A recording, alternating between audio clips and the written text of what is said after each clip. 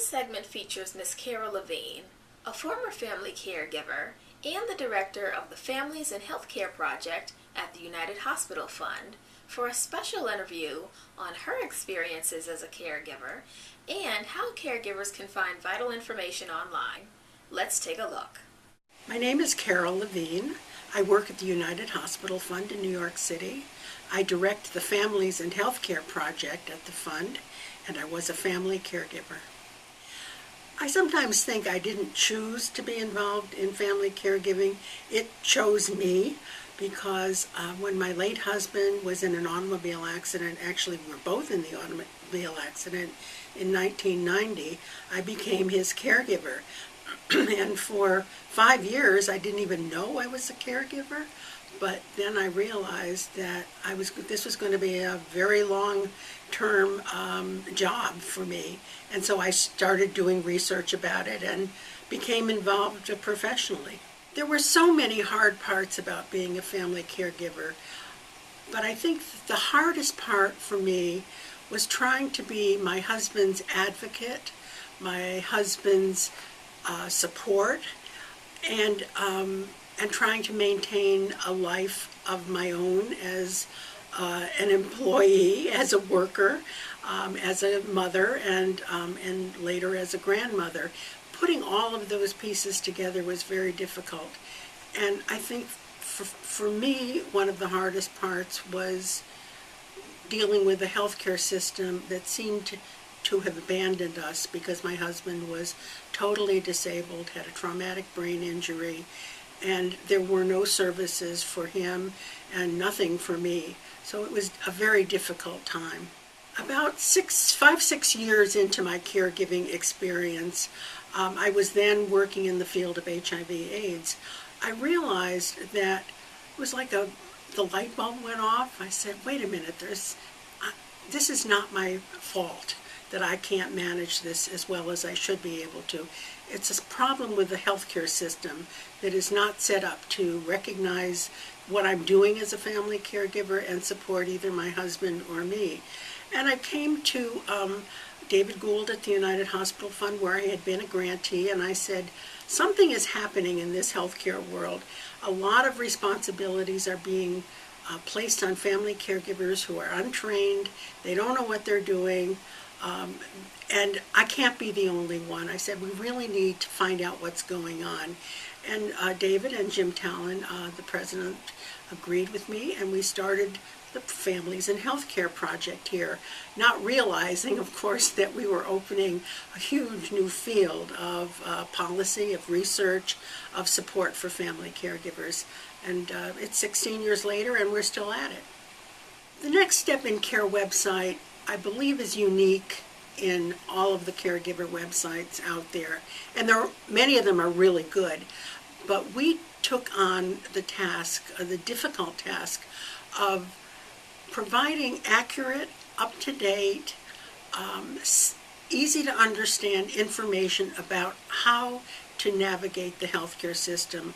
A lot of websites for caregivers have a lot of very good information about reducing stress, about asking people for help, and finding time for yourself, all of those good things. But there's relatively little about what to do when you have to bring your mother home from the hospital and you don't understand the medications, or the home care agency is not going to come for 3 days. What do you do over the weekend? How do you find out what is really happening? How do you become a really assertive advocate for yourself and for your family member? And that's what Next Step in Care does. And we focus on transitions, because transitions in care, that is moving from hospital to home, or short-term nursing home, rehab to home, or any of those multiple transitions, because that's where mistakes happen. That's a very difficult time for everyone. And that has been our trademark. We work on those intersections of family caregivers, patients, and the healthcare system. There are really two good ways to start on the website. I would say almost any place is a good place to start. But if you're just starting and realizing that you're a caregiver, That is, that you've taken on some responsibilities for the health care or the household management or any of the many activities that are needed by people with chronic illnesses or disabilities. We have a guide called Becoming a Family Caregiver. And I think that's a really important point for family caregivers to understand, because a lot of people shy away from that label. They, oh no, I'm the daughter, I'm the son, I'm not a caregiver. But in fact, you are always the son or the daughter or the husband or the wife. It's what you've taken on as a job makes you a caregiver. So that's one very good place to start. That gives you permission to both see yourself in the different roles you play. Another good way to start is where you happen to be at that moment. If your main problem today is that mom's coming home from the hospital tomorrow, then look at the hospital to home discharge guide.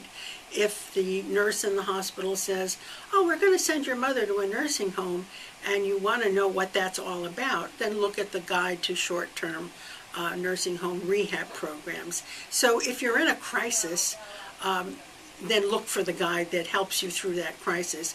But if you're just generally interested in becoming more sensitive to what family caregiving means, then I would start with the Becoming a Family Caregiver guide.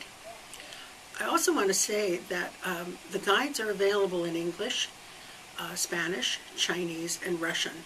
So, and they've all been through a process that a health literacy expert helps us make them not simple-minded, but really easy to understand. And I think that's very important. Besides the 25 family caregiver guides, there's a whole section for healthcare providers. And we encourage family caregivers to look at those, because that's a way that you can understand what providers are thinking and needing to know. So that's one important part of the website. There are links and resources to local government, nonprofit organizations. There's an extensive glossary of terms. They're not medical terms per se, but they're terms that you might hear in a hospital or in a doctor's office, like ADLs and IADLs and Medicaid managed care. All of those terms that most people are just not familiar with, but that you need to know in order to understand your rights and what is covered and what isn't. We also have some videos, and we have a news section. It's a really rich website. Transitions in care are very important for the patient and for the family caregiver, because they're moments of crisis. You're going from one place to the other. There's a lot of, there may be change in medications. There may be new routines that have to be followed. There may be wounds that have to be cared for. The experience itself of, say, being in a hospital may have left the patient debilitated, not able to function as well as before. At the same time, there are moments of crisis. There are also opportunities, because this is the time when the family caregiver and the patient are with the healthcare providers, and there are opportunities to ask questions, to learn new information, learn new skills, and to try to set up the routine that you're going to have to follow at home, or if it's a nursing home, follow after the nursing home rehab program. So they're critical moments for learning, but what happens so often is that they're also critical points where mistakes are made, and there are mistakes in communication, there are mistakes in medications, and all sorts of things. So we see them as really important times, and they've become far more important in the healthcare world, as hospitals are now being penalized for 30-day readmissions that are beyond what they might expect. So hospitals don't want these patients coming back. At the same time, they haven't set up the community support that would help prevent the patients from coming back. So everybody's interested in transitions, but very few places are actually incorporating the family caregiver into that plan. And that's one of our goals, is to say, This patient cannot manage alone. You have to talk to the family caregiver, find out about what this person is doing, able to do, and help them when they go home.